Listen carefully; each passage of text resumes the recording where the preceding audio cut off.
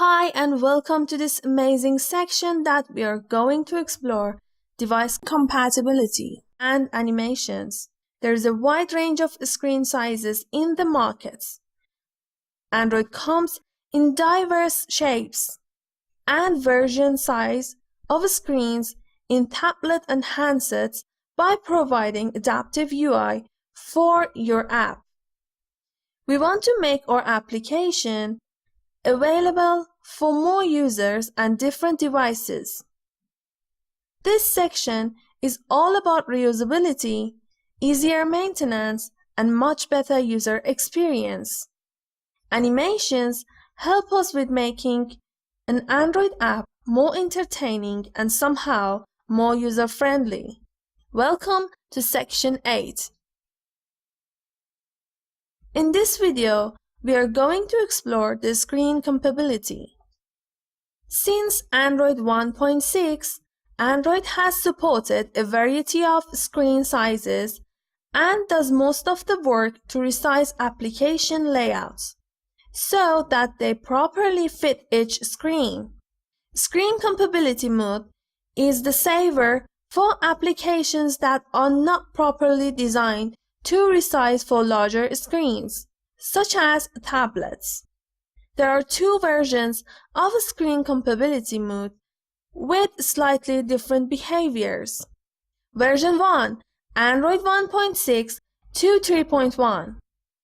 The system draws the application's UI in a postage stamp window, which means that the system draws the application's layout the same as it would on a normal size of handset, but with a black border that fills the remaining area of the screen.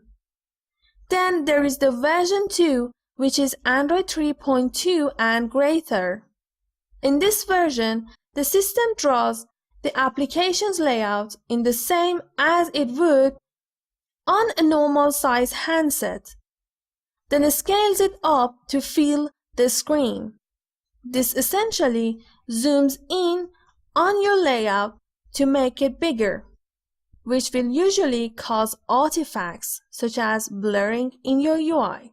This was introduced with Android 3.2 to further assist applications on the latest tablet devices. What we should consider when we want to make our app compatible. Consider screen size. Android groups all actual screen sizes into 4 generalized sizes: small, normal, large, and extra large. Then, take care of screen density, the quantity of pixels within a physical area of the screen, usually referred to as DPI, which means dots per inch. For example, a low-density screen has fewer pixels within a given physical area compared to a normal or high-density screen. Android groups all actual screen densities into 4 generalized densities: low, medium, high, and extra high. Then we got the resolution, the total number of physical pixels on a screen. And at last, density independent pixels, or DP, a virtual pixel unit that you should use when defining UI layouts.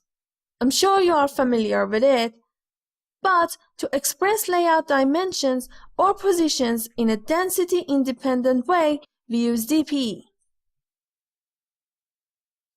Screen compatibility mode is always enabled and the user cannot disable it. To disable the version of screen compatibility mode in version lower than 3.1, you simply need to set Android minimum SDK or target SDK to 4 or higher.